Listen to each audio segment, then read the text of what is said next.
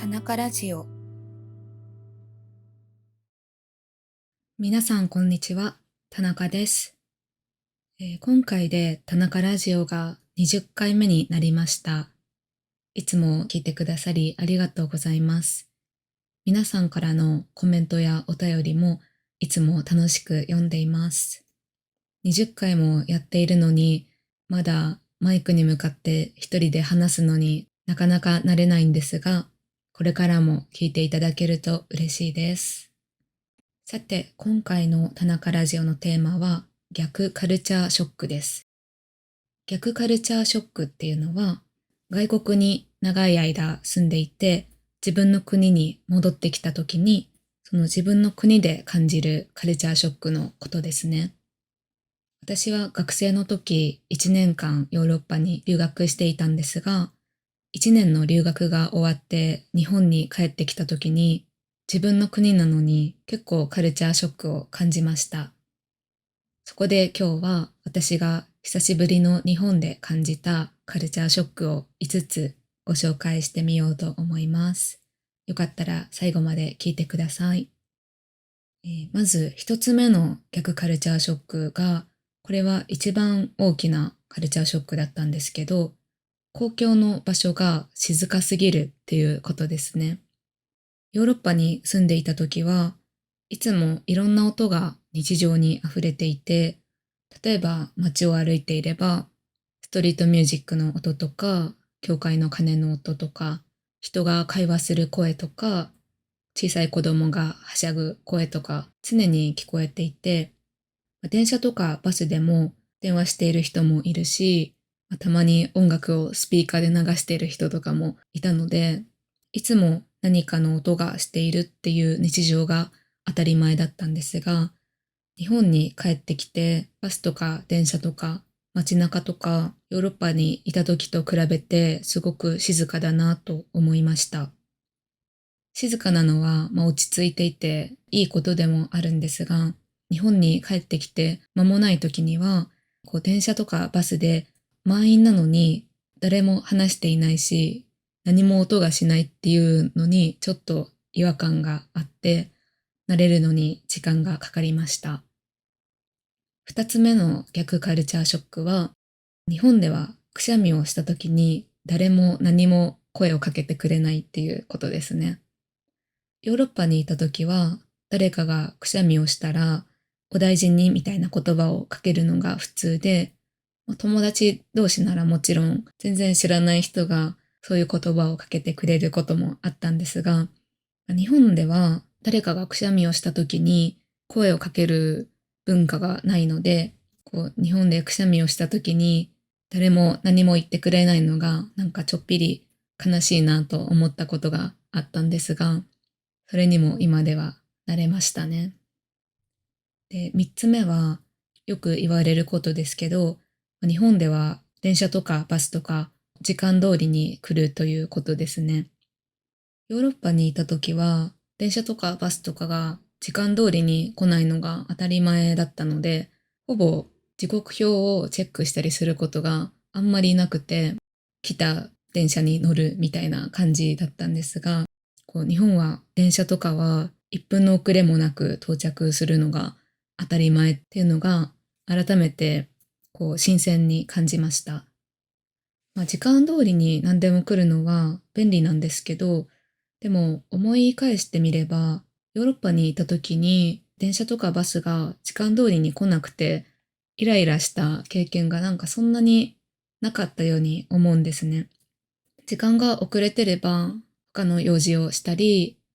待ち時間に本を読んだり、時間のことをあまり気にしない生活で、結構それは自分にとって楽だったんですけど、日本に戻ってきて、何でも時間通りに来るのが当たり前で、それは便利なんですけど、逆にちょっとでも何かスケジュールが狂ってしまったりした時に結構混乱することが多くて、なんか日本にいる時の方が今何時だろうっていうのをよく気にするようになって、時計もよく見る生活になったと思います。はい、4つ目の逆カルチャーショックが、友達との予定の立て方の違いですね。ヨーロッパにいた時は友達と会う時にだいたいその前日とかその当日に予定が決まることが多かったように思います。今日空いてるみたいな感じで聞いて、会う時間もそんなにきっちり決めずに、だいたい何時ぐらいにこの辺で会おうねみたいな予定の立て方が多かったんですけど、日本では友達と会うときはかなり前もって予定を決めることが多くて、例えば1週間後とか、来月とか、時間も例えば12時、ここで集合みたいなきっちり予定を立てることがほとんどでした。あと、留学中は友達と会う約束をしていたときに、何も前もって言わずに、私の知らないその友達の友達とかが突然現れることが多くて、それも全然普通だったんですけど、日本ではもし他の人も誘いたかったら、事前に聞くのがマナーというか、私の友達も連れて行っていいみたいな感じで聞くことが普通で、その知らない人も突然一緒に来るみたいなことがほとんどなくて、そこも日本と海外との違いだなって思いました。はい。で、最後の逆カルチャーショックは、冬の話なんですけど、日本では家の中が寒いっていうことですね。ヨーロッパにいた時は、家にセントラルヒーティングがあって、家の中にいれば、どの部屋でも暖かいっていうのが普通だったんですが、日本の家はだいたいセントラルヒーティングがなくて、それぞれの部屋にエアコンがあるという形なので、リビングは暖かいけど、トイレに行ったり、廊下に出たら、ものすごく寒いっていうのが、ちょっとカルチャーショックで、家の中で風邪をひきそうになることが多かったですね。はい。以上が私が久しぶりに日本に戻ってきた時に感じた逆カルチャーショックでした。皆さんはしばらく海外に行って自分の国に戻った時に逆カルチャーショックを感じたことがありましたか？もしよければコメント欄で教えてください。さて、今回もエピソードの中に出てきた単語やフレーズをピックアップして PDF を作りました。無料なので概要欄からチェックしてください。それから田中ラジオのトランスクリプトの PDF もあるので、こちらも概要欄からチェックしてください。お知らせコーナー。今日はちょっとしたお知らせがあります。最近 YouTube と Instagram でショート動画をアップし始めました。このショート動画では日本語の慣用句とか面白い言葉を短いアニメで紹介しています。日常で本当によく使う言葉を集めて作っているので、初級者の人も上級者の人も楽しんでいただけると思います。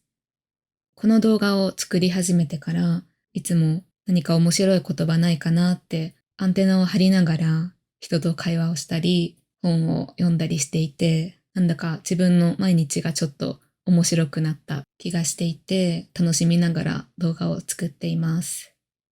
1分未満の短い動画なので、今日はちょっと日本語の勉強のやる気が出ないなっていう日にも、その日1個でも何か新しいことを学んでもらえたら嬉しいなと思います。よろしければぜひチェックしてください。お便りコーナー。今回も田中ラジオに送っていただいたお便りを紹介します。今回はアメリカのチャーリーさんからです。田中さんがこれまでに学んだ一番大切な人生の教訓は何ですか？いい質問ですね。人生の教訓、いろいろあるんですけど、一番は何事も基本、基礎を大切にすることですね。これは私が学生時代に学んだことなんですけど、私は学校の部活で吹奏楽部に入っていました。楽器を演奏するときに先輩とか先生から教わったのが、まず基礎練習をしっかりした上で曲の練習をするっていうことでした。楽器の基礎練習っていうと、一つの音を長く吹いたり、簡単なドレミファソみたいな音階を練習するのが基礎練習なんですけど、やっぱり基礎練習より曲の練習をした方が楽しいので、ついつい基礎練習をサボってしまいがちなんですが、曲を上手に吹くには、そういう基礎練習がしっかりしていないと上手に演奏できないですし、逆にそういう基礎さえしっかり身につけていれば、どんな曲でも上手に吹けるっていうことを学びました。なので、そういう基礎を大切にするっていうことは、楽器の演奏だけじゃなくて、言語を勉強するときにも、文法とか単語とかっていう基礎の部分をしっかりやるようにしたり、あとは最近は絵を描くのにも、デッサンとかクロッキーとか、基本的な練習をしっかりやるようにしています。はい。それでは今日も最後まで聞いてくださりありがとうございました。田中ラジオのテーマはいつも募集しているので、リクエストのある方はぜひお便りで送ってください。お待ちしています。それではまた次回お会いしましょう。